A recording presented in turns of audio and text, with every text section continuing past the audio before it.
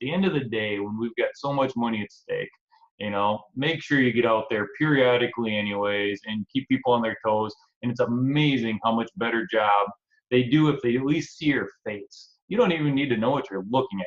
Hello and welcome to Pillars of Wealth Creation, where we talk about creating financial success with a special focus on business and real estate. I'm your host, Todd Dexheimer. Now, let's get to it. Are you ready to start investing in real estate today but don't know where to start?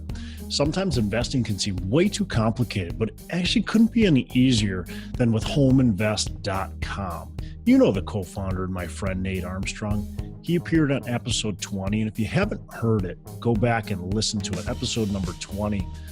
Home Invest is a company that allows you to invest in turnkey real estate. Their goal is to build powerful investment tools that make real estate investing accessible to everyone.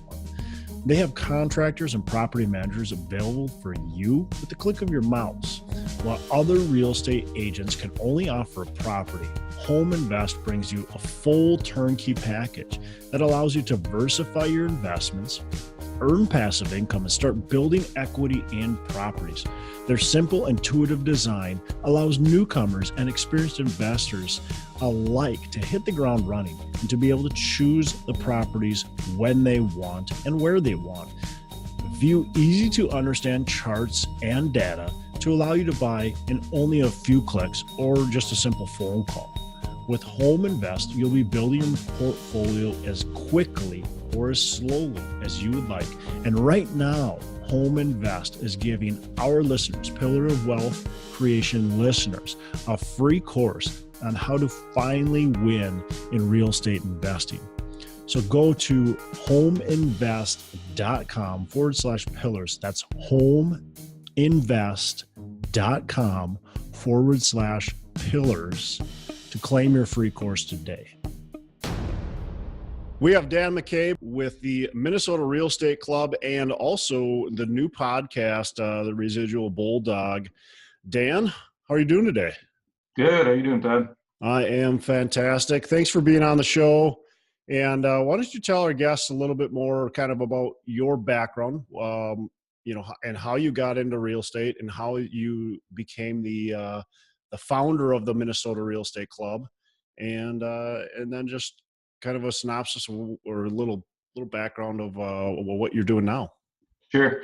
Yeah, it depends how far back you want to go. So this last week, as of recording this, I guess I turned 40 years old. So bought my first house at 19 years old. So 21 years. And cool. I got started in this a long time ago. Grew up in Minneapolis, and not to go so far back, but not back to when you were in diapers. Right. Yeah, not quite. I mean, yeah, looking at real estate in diapers. I've had each one of my kids sitting in a car seat on a closing table, though. So when they do this podcast 25 years from now, they can say, back when I was a baby. But yeah, in high school, I wanted to be an architect or a stockbroker. And somewhere the marriage of those two things was real estate investor. I took tons of architecture classes, stock market classes, went to college at the University of St. Thomas. Serendipitously, at the same time, St. Thomas came out with a Bachelor of Science in Real Estate. So it was a finance degree with an emphasis on real estate. And I happened to jump into that because I didn't know what else I wanted to do there. And so, I don't know, I always joke when we're at our events, things like that. I got my BS in real estate. So I got that going for me. But I started buying houses right away in college. My freshman year of college, I had met a buddy who was living in another friend's house, and his friend's parents had helped him buy the house. And this was kind of my epiphany moment once upon a time. But my friend's friend's parents helped him buy the house, and they were all leasing from him. And so they each were renting a bedroom. And then he had the master bedroom, he had the master bath. He was not paying any rent because all these other pools were covering it. He had the only space in the one-car garage. And I got home from visiting that friend. It was over New Year's Eve, 1996 to 97, my senior year of high school. And I was trying to talk my parents into helping me buy a house, which they ultimately ended up doing. I did the exact same thing, charged three friends $250 a piece, and they covered the entire mortgage. And I had the master bedroom, the master bathroom, and the one space in the one car garage. So that was the beginning. I graduated college in the early 2000s. Anybody who was doing real estate back then, real estate was going up like crazy, and I always wanted to be an investor. That was kind of the goal. But back then, it even scared me as a punk 23-year-old kid to invest too much when housing prices were going up 13 to 15% annually, year after year, and I was no economic standout student by any means. But when I'm looking at income levels going up 3% a year, eventually, that's not going to work out. Eventually, that's going to end badly, and we all saw what happened. So I worked as a real estate agent for years, eventually opened my own brokerage and didn't go full-time investing until 2008. And everybody thought I was crazy because the news said that real estate was such a bad idea in 2008, and all these people lost their shorts. But for all of us real estate investors out there, I mean, that was the golden era of my real estate investing career. Yeah. Yeah. I mean, not a worse time to start. Right. Right. In hindsight. Exactly. So yeah, we went through that 2008, 2012, just real quick. We flipped a couple hundred houses. 2012, we made the switch over to new construction because that's where more money was. I mean, 2008 to 2012, it took about 4 years for the retail market to realize that all those foreclosures happened and it brought all the prices down. So they started realizing they could buy foreclosures, and our margins were just getting thinner. But the new construction market picked up, and that was really good for several years. And yeah, so that's how we started, anyways. Okay. So, and you're still doing some new construction right now? We've got a lot of projects that we're wrapping up that we've had, and I know a lot of your listeners are real estate investors here in the Twin Cities. I'm having a harder time finding stuff personally that I like for building spec new construction right now. But that's, there are people that can do it. I'm watching people do it, left, right, and sideways, who are builder investors that are still doing a decent job. But really, prices have gone up. Lot prices are up, and materials are up, and labor's up. So that's kind of hurting that end of the market. We've got a bunch of lots that we still own free and clear down south in Faribault, Minnesota. So we're gonna go build down there just because it's safe and easy. But also at the same time, kind of the way I explained the transition from being a broker to getting into doing a lot of flips and doing a couple hundred flips over a period of time, and then we switched over to new construction. One thing anybody who's been investing for a while understands is you got to be somewhat nimble. You got to be able to move around with the tide a little bit and just go where it makes sense. Yeah. So with this new construction that you got going on right now, you're paying attention to the market, I'm assuming. What are you seeing in the market? Are you still optimistic that we're going to continue and the new construction can continue, or are you kind of holding back, or where are you at? Because you had as a young punk, you were able to kind of view that market then and say, well, this can't just keep going forever, which everybody knows markets can't keep going forever, but you also, right. Understand kind of where we are in the cycle. What do you think? Where we're in the cycle, where we're at with new construction, as markets get good, as the economy gets good, and everybody's making money the way it's been the last few years, everybody wants a little bit bigger piece of the pie. So, I don't want to say people start getting greedier, but they start getting greedier. Since the last negative cycle that we went through, we lost a lot of the trades that were out there, meaning we lost a lot of labor, and anybody who's doing a lot of deals understands that there's a short supply of labor. So now the labor that is out there has become more expensive. In addition, things are really good right now, but at the same time, material costs have gone up. Since we started doing this in 2012, most of our material costs have gone up over 30%, which just isn't sustainable for a small company like ours. I mean, we're not a regional builder. We're not Lennar. We're not DR Horton or anything like that. We build 10 to 20 houses a year.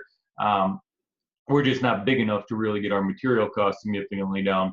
Then at the same time, lots that I was buying in 2012 for 50,000 max 80,000 are selling for 120,000. So, I don't, as a punk 40-year-old, I don't see how everything can go up and we can still keep making money within new construction. Building just building the spec houses, prices have gone up, and that part's true. And that part, saved a lot of people's butts, I think, here over the last year. The houses we were, hoping to get 400 for are now going for 500. But at the same time, with all those different things going up, just like what happened in 2005, for the people that are aggressively, trying to make deals work right now and force deals through, eventually somebody's going to get caught holding the bag. And back then I didn't want to get caught holding the bag, and I don't want to get caught this time. So we're taking a little more conservative approach moving forward. Well, explain, because I think that's really important for anybody that's listening. Explain, how do you take a conservative approach? How do you not get caught holding the bag? What are you doing? Well, with new construction, there's kind of only one price point. There's only one exit strategy, and that's sell. Yeah. So there's an article in the newspaper, the local paper here last week, that was talking about these lots over in North Minneapolis, the less nice part of Minneapolis. And they literally can't give these lots away because Right. Well, they can't give them away because it can cost you $270,000 to build a house there that's worth $180,000. Yeah. So it doesn't make sense. Now, at the same time, over in South Minneapolis or somewhere else, you're going to be buying that same lot for $100,000 to $120,000 these days, maybe even more, and then you're building for $270,000 to $350,000.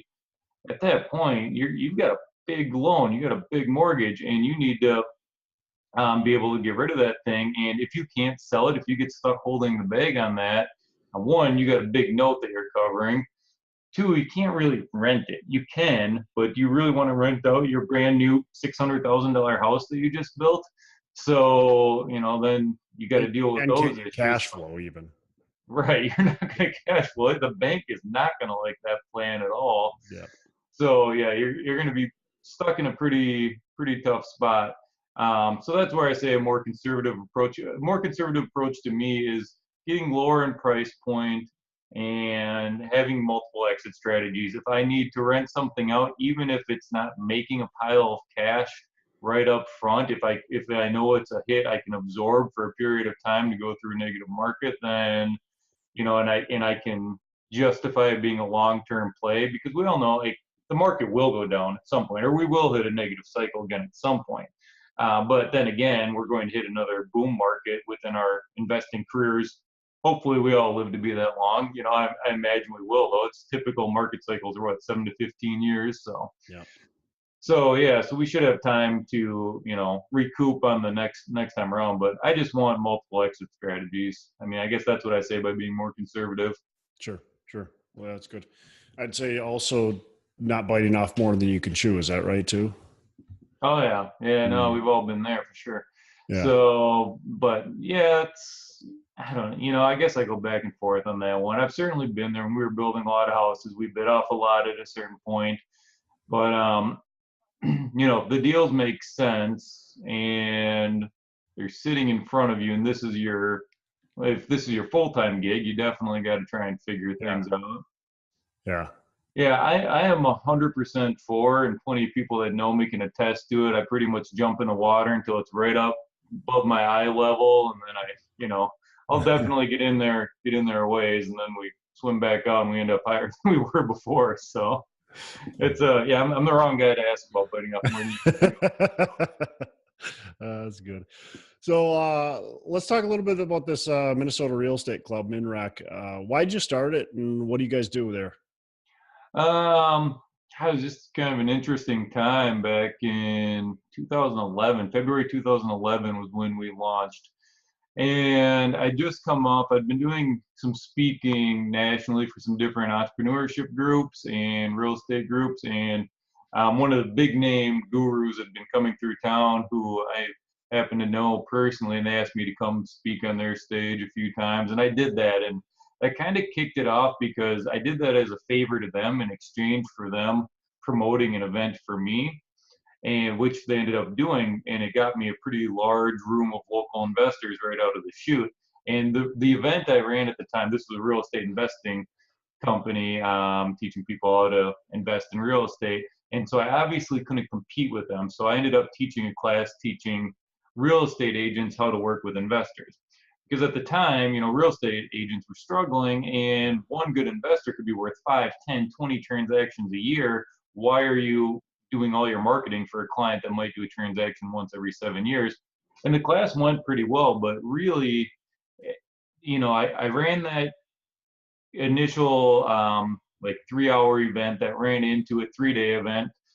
We sold plenty of tickets to the 3-day event. While I was at, no, it was a 2-day event. While I was in the 2-day event, after the first day, even though these were all real estate agents that wanted to learn how to work with investors, it became painfully apparent that all they really wanted to do was learn how to invest. And so we ended up calling an audible. Day 2, we just went through investing strategies. And then as we get through day 2, everybody wanted to figure out how they could stay connected. And that was the next phase. The real estate club was essentially born from that small group of people, which, then I blasted out an email to a lot of my friends that I'd made around the Twin Cities here over the last 10 previous years of working in the Twin Cities. I think we had 35 people at the first meeting. 33 of them signed up for a membership, and we just kind of kept going from there. It's been a ton of evolutions for the real estate club over the last 7 years, but it's been a blast. Yeah. So highly recommend going. You should all go. So what kind of things you guys talk about? What's the format? I had mentors in my life who were really trying to get me to call this like another Minnesota real estate association of some sort. They wanted the word association, and they're so bad. Like, people want to be a part of an association. People want to feel like they belong to something. And I took a totally different mentality. And despite these really smart people telling me that I needed to be an association, I kept the word club in there. And I wanted to model it after a country club, like a golf country club. I wanted this to be a place where people that were seasoned, people that were actually doing deals, were showing up on a regular basis. And I never wanted it to be Dan McCabe, the face of the Minnesota Real Estate Club. I wanted it to be a club. I wanted it to be a place where people came together and deals got done. We brought all the different components of a real estate deal together. I didn't want the real estate agents to feel excluded, the mortgage brokers, because we need all these people to do deals. I wanted contractors to be there, title companies.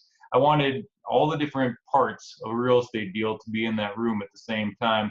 And at the same time, we charged at a higher price point than any of the other local real estate groups, which we took a little bit of flack for, but at the same time, it helped us maintain a higher level of member, which one of the things I was always really proud of is we always maintained a pretty high level of retention within our people, even though we were more than double the cost of the next, nearest competitor, so to speak. And we were never the biggest in size, but I would venture that we were up there with getting the most deals done of any kind of group that was in town, which is what I felt was more important.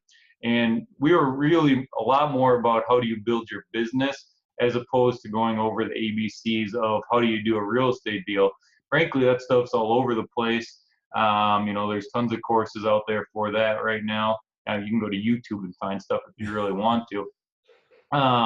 So we were more about how do you build your business, grow your business. And through some of the different evolutions, we tried different price points. We lowered the price point for a period of time. And frankly, it didn't really help membership at all. It really just gave us different people. But at the same time, this past year, I re-raised the membership back up to the original price point, and we're growing better than we were last year. So I don't know, but yeah, it's designed to be a club. It's designed to be a place where people come together. They can talk about, pitch their deals. We have different speakers every single month, which come in on whatever their topics are. This last month, I know, was how do you get all your deals funded. We had a couple hard money lenders there. We had the president of the bank there. And then a few people that have done some really creative deals talked about how they got those structured so people that were less experienced could learn about that. In a calendar year, we have 12 months. So that's effectively 12 meetings.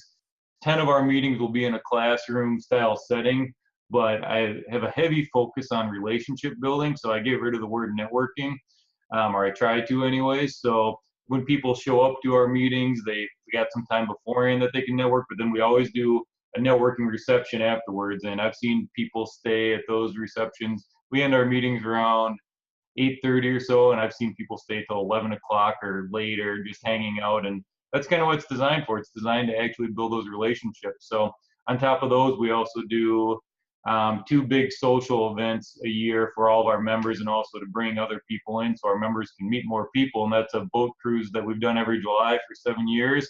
And then in December, we do a big holiday party. So we do a lot of things for people to build relationships. You don't do deals with people that you go to a networking event, exchange a business card with, and never talk to again. You do deals with the people you hang out with for a few hours, have a beer, and enjoy some time with, and actually build a real relationship. Yeah. I had a guy on here that talked about the ninja business cards. You just throw your business card to everybody. Yeah. Like that doesn't work. You gotta actually get to know them.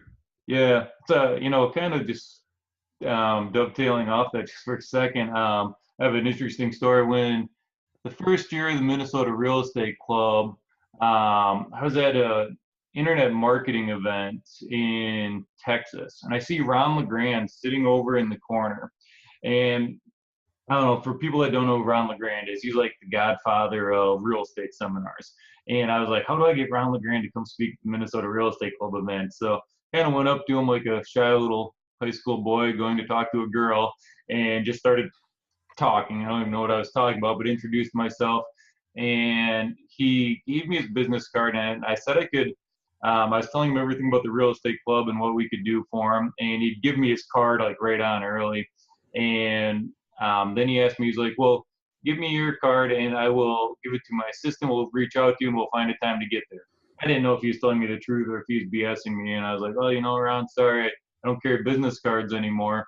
And which I don't. And I'll tell you why in just a second here. And he just looked at me and he kind of like winked and like waved his finger. And I handed back the business card that he'd given me. He flipped it over, wrote over his real email, his real phone number, and handed it back. So I was like, oh, nice, I guess. So I've never carried business cards since, because I always figured that if I'm actually going to do a deal with somebody, we're going to figure out each other's information without the business card, one way or the other. I don't know. It's worked out fine so far. Yeah, it's actually funny. I do have business cards. I do carry them sometimes, but I was just at a big networking event and I brought like 6 business cards with me, and it was a couple day event, conference, real estate conference. So I gave my business cards away, the first couple hours people are asking. Yeah. Then after that, I didn't have any left. It wasn't really a big deal because like you said, if you're going to meet somebody that you actually want to connect with, you're going to figure out how to connect with them. So. Absolutely. And and with the advent of cell phones and everything else. We all got these little cell phones that to figure out how to put somebody's number in there. Yeah. Where I was at another event, a couple weeks ago here in Boise, and everything was just, if you talk to somebody and you like them, we looked each other up on Facebook. Everybody's just looking each other up. Are you on Facebook? You on Facebook? You on Facebook? And you don't have to friend them just because you meet them there. You just set them up in your messenger, and it was that's pretty much what everybody there did. So yeah, absolutely. Well, cool. Let's shift in some business stuff, since that's what you guys do at MinRec. Let's talk about what's advice through what you've learned and your experiences, and how to operate your business successfully. I guess some of the things that I have learned over the years, and I guess we always think about the stuff that we could have done better, right? So a lot of us entrepreneurs, we get so caught up in this big picture of everything, and I've got big ideas, grand ideas, and I just want to go do it. And, I'm the type of person I'll jump off the cliff and then look up to see if it was a good idea sometimes. So one of the things that I have learned over the years is that stepping back and creating just proper organization and systems for everything will save you a pile of headaches down the road. So, stepping back, making sure you understand how you're going to maintain your books, for one thing. I'm an entrepreneur. I freaking hate bookkeeping. Hate it with a passion. I don't know why it is so hard for me to collect 3 receipts throughout the day and then enter them into a QuickBooks that night. I just can't do it. I physically am unable to sit at a computer and type those numbers in. So, that's where we hire that kind of stuff out now. completely, but it's that kind of stuff. Just making sure you have those systems and processes up place are absolutely huge. Communication is a big one, and this has gone, every which direction. I've been able to maintain a lot of relationships and deals, even if deals haven't turned out as well as we want them to, by making sure that we're always communicating. At the same time, I have grown immensely frustrated with people like contractors and things like that over the year over their poor communication. So don't be that guy. Make sure that you're always talking. People can deal with problems, but they want to know what they are. And then kind of going through, the one other thing that was big for us over the years that I could say I've, legitimately screwed up a couple times is just hiring the wrong people. So making sure that as you're building your business, you go through a proper hiring process. So whether that's, some people try to do that through profile test and things like that. I guess I kind of prefer now I just start people off slower, and I put a lot more onus on them to prove themselves up front, whether it's just with one project or something like that. And that's worked out pretty well. So, yeah, that's a good idea. So let's piggyback, because you kind of talked about some things you've learned. So what's one of the biggest mistakes you've kind of made throughout the years, and how did you learn from it? How'd you grow from it? I think that's one I kind of mentioned there is hiring the wrong people, because I've done it twice in my investing career now where, we've gotten bigger and we've tried to scale, and we're scaling faster than I probably should be, which, it's fine to grow and you want to go with markets and things like that. But I would say twice, just growing too fast, hiring the wrong people, not doing my proper due diligence, and me being a human being, like a lot of people out there, I can be very trusting, and I trust people. I trust that everybody has good intent and that they're going to be able to follow through on what they say they're going to do, and it's not always the case. So I learned what was a quote from one of the investors I was working with once upon a time, because she said it to me.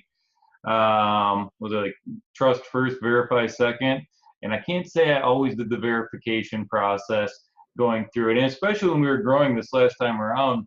The last time we tried to scale significantly, I had a partner, and I was kind of just letting him hire his team, and I wasn't even thinking about it, but I had so much at stake throughout this entire process, whether it's my money, or my investors who had money who came into the deal and things like that. I just had a lot at stake, and I was kind of letting him hire and pick his team apart, and I didn't vet him, and I didn't really ask what he did to vet him. If he liked him, I was just like, I trusted him. I'm like, just go for it, just do it. And in hindsight, if I'm going to own that company and people are going to be working and have access to all of our deals and to some extent our money and things like that as they're going through deals, I should have been a lot more diligent with that process, and I should have vetted them. So, one of the guys was a felon. It's I don't know. That's another crazy story. I won't get into that one too much, but it involved a small amount of thievery from us and a fake illness diagnosis, and then he went on to rob a bank after he was gone from us. Wow. So, Wow. yeah, that's a whole nother episode. What's that? That's a whole nother podcast episode. Yeah, right. Exactly. But yeah, that's the stuff where, the stealing wasn't, the amount of money wasn't that big a deal. That was all very survivable, but it was what it did to the projects in the meantime, because now you got to recoup all that money, get the projects back up and running, all that kind of stuff. There was more lost money due to projects being delayed and just opportunity costs that we lost throughout the process than the actual money you took. But man, yeah, had I known the background, I might have made different decisions. So yeah. I think that's really valuable, because it's so easy to get caught up in just trying to hire some people and get them going, because especially when you're growing fast, I've done the same thing. When we're growing fast, we got so many projects going on, you're just watching them sit there if you don't get people hired, especially with contractors, and you hire the wrong people, and but it's all avoidable, or mostly avoidable. You're bound to still you're human. You're bound to still make mistakes sometimes, but doing that due diligence and checking, criminal history, Right. stuff Yeah. like that is really important. And I don't know if it's you're the same. For me, it's hard for me to get rid of people too. So I take a little too long usually to get rid of them. I've certainly done that a number of times in my life. I think I've finally started turning the corner here recently in the last couple of years, where I've become a little more jaded and I can cut ties pretty quickly. It's kind of like had tenants. We used to have a huge rental portfolio, and I got to a point where I didn't believe anything anybody said. It was, I swear the same lady's mom died at least 3 times. So, like when she's making up excuses why rent is late and things like that. So I just became incredibly jaded over a period of time with tenants. They could be telling me, good news. I probably didn't believe them. So yeah, I kind of get the same way with employees. And I guess kind of piggybacking on how you protect yourself from that is, there's that quote out there, you got to inspect what you expect. And when I was growing significantly and when we were really scaling and building a lot of houses, I can't say I was doing that. I was running around trying to manage the business end of things. I mean, my whole role in that company was continue to find deals and make sure they get funded. So I was finding deals, finding money, and I was doing that. I wasn't going out and looking at the projects. I wasn't paying close enough attention to those. And that's kind of where we got burned. And we got, I was burned on that as, little as about a year and a half ago, where I was, had project managers who were looking at the projects. At the end of the day, when we've got so much money at stake, make sure you get out there periodically anyways and keep people on their toes. And it's amazing how much better job they do if they at least see your face. You don't even need to know what you're looking at, but if you just show up and walk around and they see your face, they know you're going to stop by. Like, I got into a habit when we were, as we were cleaning up some of those projects after the old project manager, the felon and all that stuff, after we were cleaning some of those up, is I would drive to some of the projects, the closest ones to my house. I would hit on the way there and the way back, because if they saw me twice a day, things were definitely getting done. If they knew they could expect that periodically, I never stopped by long, maybe 5 minutes. I was always in a hurry. We've got, we're all busy. We got stuff going on, but yeah, I would definitely, make sure that you're getting there and you got some quality control. If you're paying people to do stuff, you got to make sure that they're doing what they said they're going to do, and you got to make sure it meets expectations. Yep. Yeah, I couldn't agree with that more. Just showing your face periodically, like you said, is super important. Mm-hmm. Yeah, definitely. Yeah. Cool. So how does somebody take it to the next level? Somebody that's just started, or somebody that's maybe doing okay but wants to get to that next level. How do they take it to the next level? Well, I guess I'm a big believer, and one of the things I'm working on, I've got, and we won't go into them here, but I've got a couple businesses outside of real estate, but the concept is the same. And as I was growing my real estate business, and as I'm growing these other businesses now, one of the things that I encourage everybody to do is to just do what you're good at and do what you're passionate and excited about. Don't try to do everything. You go through these big seminars and they try to teach you to go out there and here's how you market, here's how you talk to the sellers, and then here's how you rehab the property, you hire the contractors and you sell the property, and they expect you to do all this stuff. But reality is you can't do all that stuff. So you're not that smart. So no offense, listener, you're not that smart. But really none of us are that smart to take everything and be the best at every single step along the process.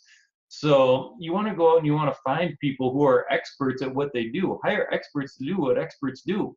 And just do the part that you're good at and whatever the highest and best use of your actual time is. So I had a mastermind. I still host a twice-a-year mastermind, and it was about a month and a half ago. And a good friend of mine, Jake Kinder, who runs a huge real estate agent coaching business, one of the largest in the country, very successful. But he came and spoke at our meeting for us, and he just did like a keynote presentation. And when we were talking afterwards, he said one thing to me that as I was kind of building one of these other businesses, he said, because he's familiar with that arena as well. And he said, just find A players and let them do their thing. Don't hire B players, don't hire C players, just hire A players and let them do their thing. And as long as you hire people that are experts in what they do, you're going to be 10 times better off than hiring, I don't know. One of the mistakes I've made throughout the years, especially with contractors and project managers, is hiring the person that I think I can mold. And I just, over the years, it's burned me way more than it has helped me. And ultimately, I would have saved and made a lot more money if I just would have hired, the people that were already experts kind of in those arenas.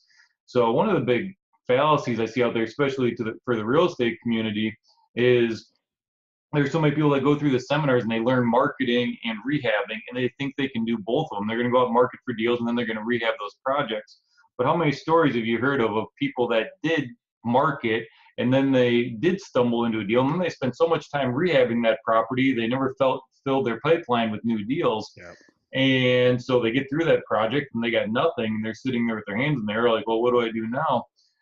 At the same time, I'm a firm believer that nobody really is an expert in both of those two arenas. Marketing for deals is a full-time job. Rehabbing properties, being a developer or a redeveloper or flipper, whatever you want to call it, that's a full-time job. Get good at one of those two skills and pay the other side to do their piece. So you don't need to have 100% of every deal that you're doing. I would much rather take a lesser percentage of each deal and make sure I've got, the experts all the way around doing their thing, and then that deal has a higher chance of success. And then I can have more of those deals going as well, because I'm not scrambling. If I'm trying to do all my own marketing, all my own rehabbing, my development, everything, I'm spread too thin. I'm going to fail at everything. So that's great advice. I like that last part. I'm spread too thin. I'm going to fail at everything, because that's what so many people do. They just try to do everything, like you said, and they just fail. Ultimately, they fail, and a lot of people can't figure out why they failed, because they were doing everything that, that guru or whoever they listened to told them to. But somehow they failed, and they can't figure it out. And you just nailed it right there. That's why you're failing. Yeah. The 3-ring binder, it's got a lot of good information in it, but yeah, you can't do it all. You can't do it all yourself, that's for sure. So don't try. I wouldn't try to, especially if I was starting out, if I'm trying to get to that next level. Really, if I want to get to the next level, it's you hire experts in everything. So yeah, it's and that's kind of what I'm doing in this other business model, because I don't know everything about it. I can't take all my real estate knowledge and apply it to this other industry. At the same time, I guess to talk about in real estate, when I first got into new construction, I went out and I found investors who were like me, people like me who'd flipped a lot of houses, who had gone into the new construction space to some extent. And I just hired them and I said, you guys do this. I'm just going to sit back and watch. And I let them do it. I cut them in for like 10% of the deal or 15% of the deal. I can't remember.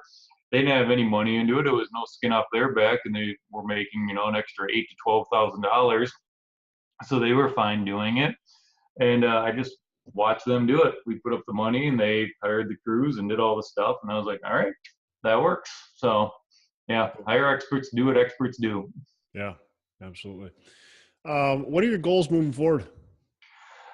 Right now I guess I told you how I felt about new construction right now. I am all for buying, some rehab type properties if they make sense and we can have multiple exit strategies, but I'm not seeing a lot of that right now. One of the things that I'm looking for that I find interesting in our current marketplace anyways are properties that I believe are undervalued, that contain a lot of land.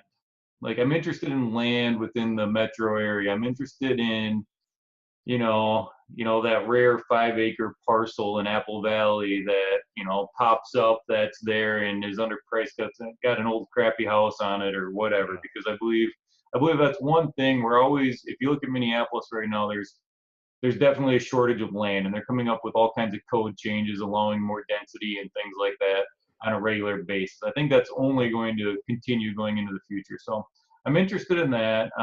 Me and another business partner, we're in the midst of, launching a hard money company, but I can't say we're in any big hurry doing that necessarily. So, and then beyond that, we just want to stockpile resources As far as our real estate investing goes in the future, we want to stockpile resources for whenever the next downturn is, because I was through the last downturn, and there's so much opportunity when you hit a downturn. It's going to happen again.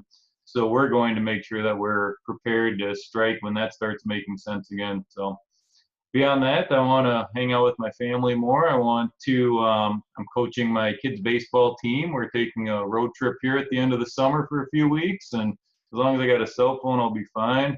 I mentioned to you earlier, we're launching a podcast, doing some other stuff, and I'm just kind of enjoying everything I'm doing right now. Awesome. What's the name of that podcast again?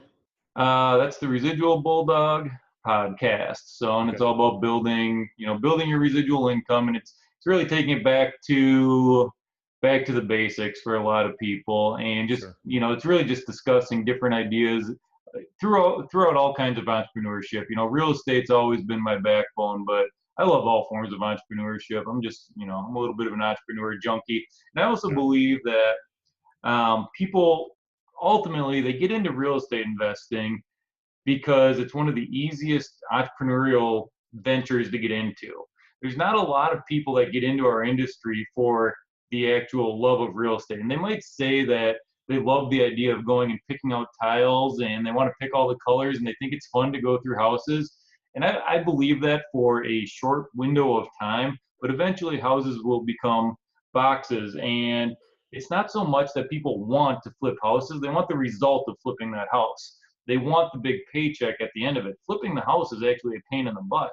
So, it sounds like it's, fun and glamorous, and TV makes it look really cool. But at the end of the day, flipping and redeveloping properties is a series of small fights that you're trying to come out on top of, whether it's with contractors or lenders, right? I mean, you're always negotiating, you're always debating, you're showing up at projects at 9 a.m. to realize nobody's shown up yet, and you're arguing with people. And yes, at the end of the day, you get a bigger paycheck, which is really cool. But I believe that's what people really want. So that's where the Residual Bulldog podcast comes in, is just, helping give people different ideas on how do you get to that result, because that's what we all care about. That's why we get into entrepreneurship in the first place. We don't get into it because we want something that requires us to be there 40 hours a week. We don't necessarily want a job. We want to get to a point where we have time freedom. So that's what that's about. And, I've met a lot of cool entrepreneurs along my journey, and it's just it's fun. It's kind of like what we're doing here. It's just fun to talk to like-minded people that are doing cool stuff. Yeah, absolutely. Yeah, cool. Well, good luck on that. I'm sure it'll go well. You already have a good audience with your real estate club and all the deals you've done through the years. So last couple questions. What's a favorite book of yours, or maybe something you're reading right now that you really enjoy? Well, given the podcast and everything, I have a little bit of a internet marketing addiction. So I would say one book I'm reading right now that I really enjoy, which actually, even if you don't like internet marketing, it applies to, really can apply to any industry. It's called Digital President, and it's by a friend of mine named Michael Reese. And so I mentioned Jay earlier, who spoke at my mastermind. Jay and Michael are business partners within their organization, and he put together this book, and it's really good, and it's all about providing and exceeding the customer's expectations, and how do you continuously add value to your customer, your client. How do you exceed everything? How do you make the client experience so memorable that you start building this raving fan base, which will help you in your real estate business. It'll help you in an online business. It'll help you with a home base. It'll help you kind of across the board, whichever direction you decide to go. If you can create raving fans out of people who are investing your deals, is that a good thing? Yeah. So absolutely. So actually, I really like that book right now, and that's the one I'm reading right now. Just about all the way through it, and yeah, highly recommend it.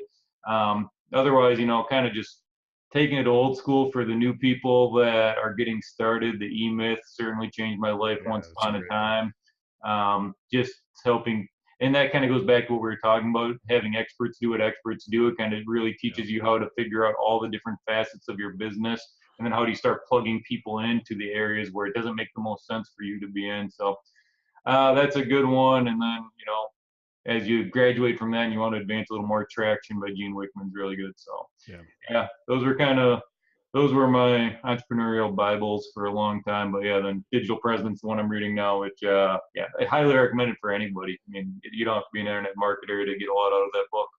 Cool. Appreciate that.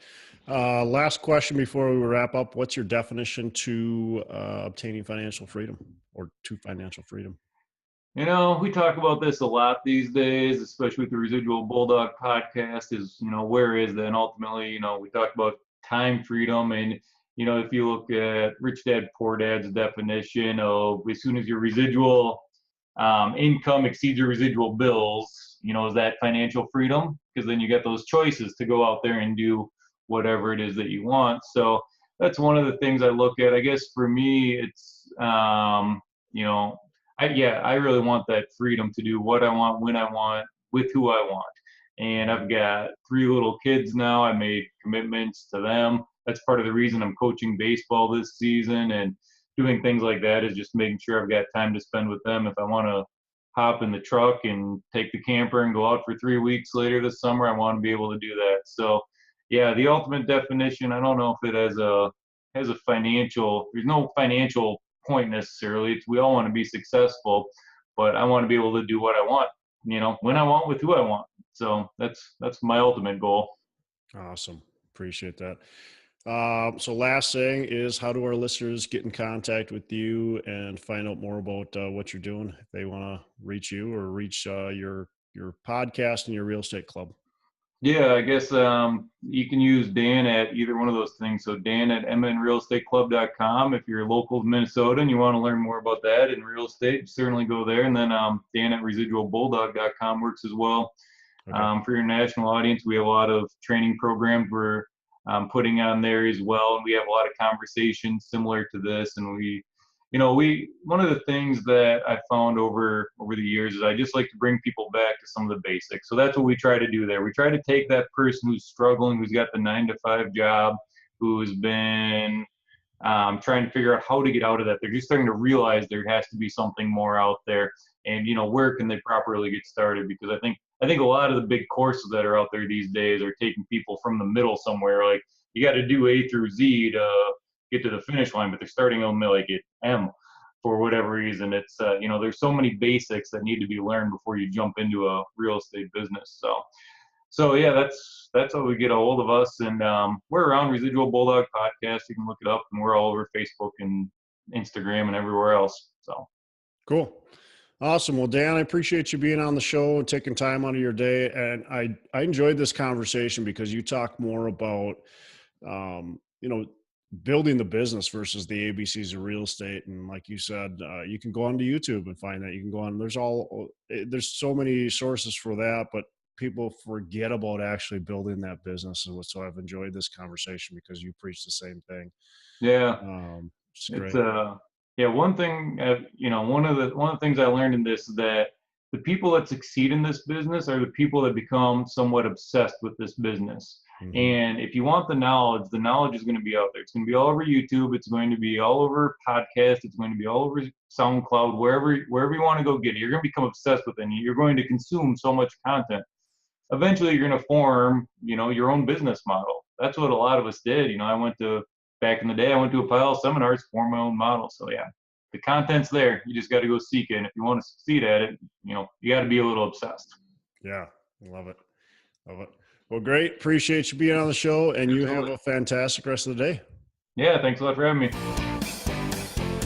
All right, Dan McCabe, appreciate him joining us on the show and the value he's been able to add. You're not that smart. That's the best line that I've heard in a while. You're not that smart when Dan talks about, you know, basically you're trying to do everything. You're just not that smart. So a couple things I took from Dan, what he said in this show is, first of all, step back, take that step back and figure out, you know, how do you create the systems and the organization that's going to be, you know, getting you to success. And you know, make sure that you're doing what you're good at and passionate about. a lot of times we try to do things that we're not so good at. We always think we can do everything. So make sure you hire the right people to be able to take that off your plate. And then probably the last thing, and this is kind of goes along with a lot of this, is don't hire those you think you can mold. He talks about hiring people that are already there, that are going to be good, and you don't have to worry about molding them to be who you want them to be. They should already have the skills or the passion to be able to be successful. So reach out to Dan, residualbulldog.com, or Dan at minnesotarealestateclub.com as well. And then, if you're joining us for the first time, or maybe you've been listening to us for a while, we'd love to have you subscribe to the show on iTunes or wherever you listen. And we'd also love a rating and review on iTunes, and go on there, give us a 5-star, hopefully 5-star rating, and give us a review.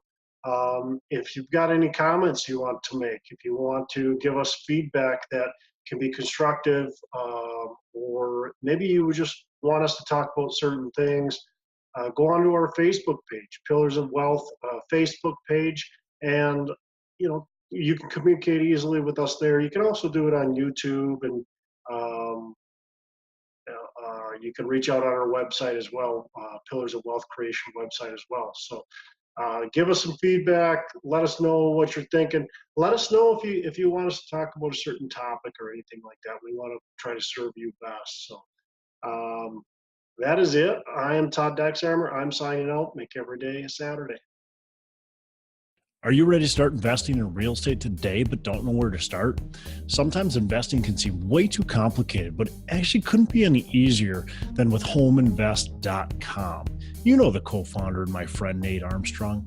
He appeared on episode 20, and if you haven't heard it, go back and listen to it, episode number 20. Home Invest is a company that allows you to invest in turnkey real estate. Their goal is to build powerful investment tools that make real estate investing accessible to everyone. They have contractors and property managers available for you with the click of your mouse. While other real estate agents can only offer a property, Home Invest brings you a full turnkey package that allows you to diversify your investments, earn passive income, and start building equity in properties. Their simple, intuitive design allows newcomers and experienced investors alike to hit the ground running and to be able to choose the properties when they want and where they want. View easy to understand charts and data to allow you to buy in only a few clicks or just a simple phone call. With Home Invest, you'll be building your portfolio as quickly or as slowly as you would like. And right now, Home Invest is giving our listeners, Pillar of Wealth Creation listeners, a free course on how to finally win in real estate investing. So go to homeinvest.com/pillars. That's homeinvest.com/pillars to claim your free course today.